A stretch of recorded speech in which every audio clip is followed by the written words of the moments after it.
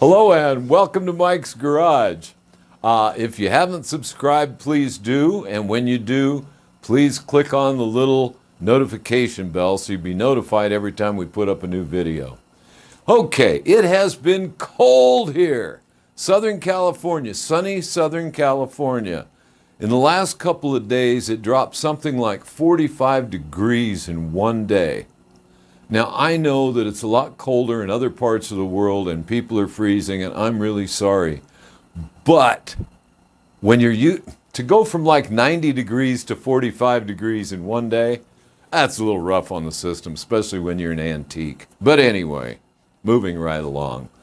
I've gotten several comments, questions about this front end that I've done the work to, and the questions make me think that there are things that I haven't really explained thoroughly.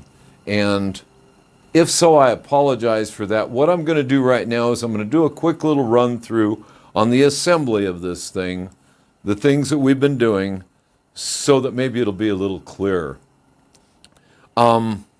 This brake link, or shackle, as Harley calls it, we had to cut off one end and flip it over.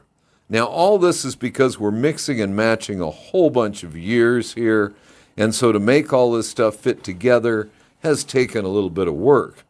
But here we have a 1940-something front brake, and we have a 1930-something front end, and these things don't all go together, or they weren't intended to.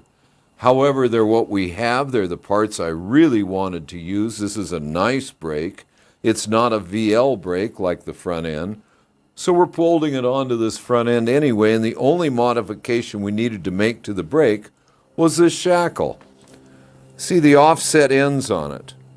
This one went this way, and this one went this way. Flipping it over wasn't going to work. The only thing that would work was to cut it and re-weld it. So we did. Yeah, the thing is to use the original type bolt that goes here, that holds this and is hollow and lubes this point. All this shackle does is keep the brake from rotating. That's it. So I'm going to slide it on here. And understand, this is all still just mock-up, because everything is going to have to be painted. Okay, we got to kind of ease it over the leg, put it in place, and then this hollow bolt goes through there. Okay, now we can tap on it a little bit to make it go into place, or I can take the keeper and rotate it with that. There is a lock tab for it. So I'm going to rotate it to where I want it. There is the lock tab, which I'm not going to bend yet. We'll do that on the final assembly. Now that's a hollow bolt. This is a hollow nut with a Zerk fitting on it. And what that does is it lubes it so when the front end goes up and down, the brake shackle can move with it. Okay, so here it is. The shackle is all in place. Put the washers and nut on it. And understand that in the final assembly, we'll make all this stuff real pretty. And by real pretty, I don't mean real gaudy. I mean real nice and clean. That nut doesn't want to start, but it's going to. There it is. Okay. So now that that nut is in place, let's talk about the brake itself for a moment. One of my friends traded this to me. It's a completely rebuilt, refurbished front brake, and so that's why we didn't have to build it. But there it is, and it's a nice unit. Now this part is identical to this part right here. I think we can see that. And what this part does is it goes through here, and this nut holds the entire brake assembly in place. That's why we can't go spacing a wheel back and forth any way we'd like with a set of spacers. This is the old style of building things. Okay, the next thing to remember is this space right here is where this modified axle, this is an axle we modified to fit. And this taper right here will seat right here into this spacer when we put the wheel on. Okay, the brake drum bolts to the wheel. Brake drum goes on first, and then the wheel goes on. This is the wheel that I laced for it, and we had to change the offset in it to make all this stuff work right. But now you understand why I didn't just change some spacers. This is all right. So now that the wheel is onto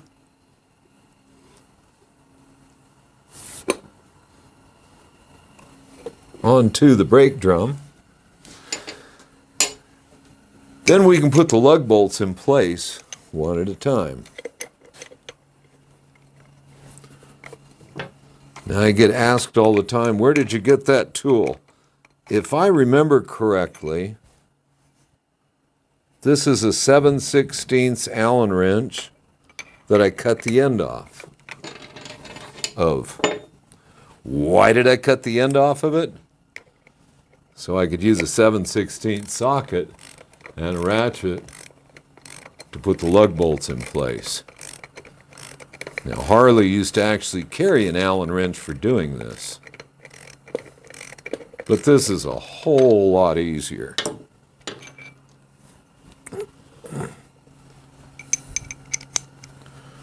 You get all 5 of these in here.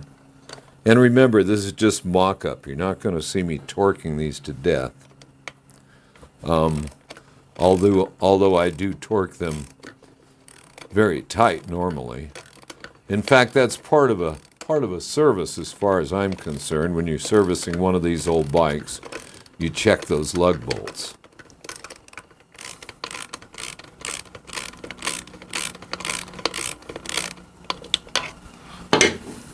And just like tightening the lug nuts on a car,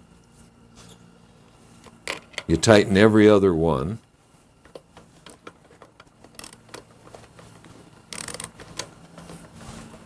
And since it's an odd number, you go around a couple of times and you've tightened every one of them. But that way you've gotten them all tightened all nice and even like. Okay, so again, we've only got 5 of them.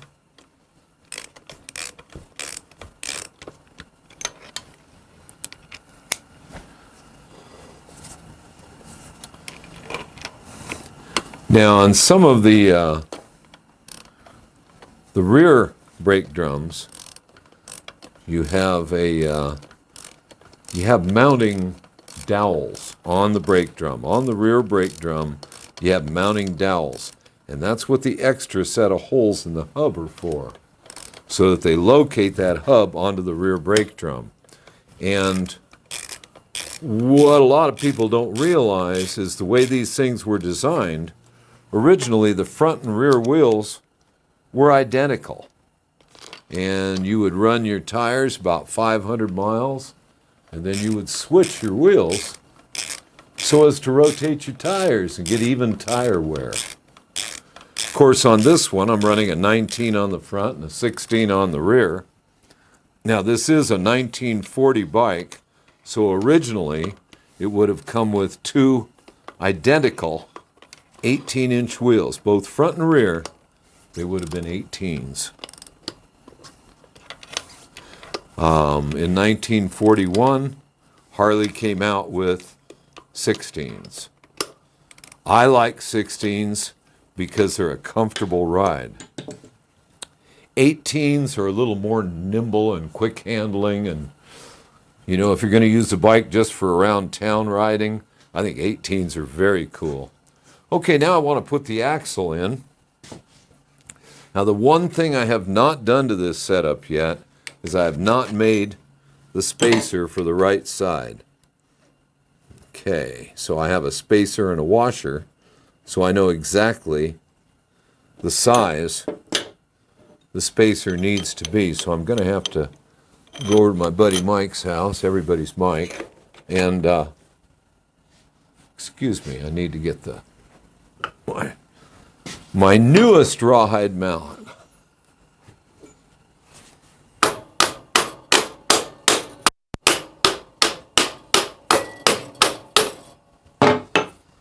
Okay, so all we need to do now is put the axle nut on, which we would normally torque to about 60 pounds with, this wheel has late style Timken bearings in it. So about 60 pounds would be adequate. But I've got this wheel all centered up now. Very happy with that.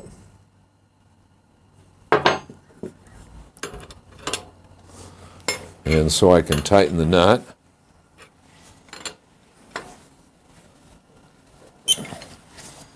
And there it is. Now we've got the wheel centered. I want to get myself out of the way so the cameraman can see it. And there it is. Again, we'll be putting pretty hardware. I've still got to paint that brake drum. I had one that was warped. This one is not. Let's see, if I spin this wheel just for fun, I can show how the brake works. Now, I hope I cleared up any questions as to how this works. Let me get out of the way here. There, that should do it. You see that good, I hope?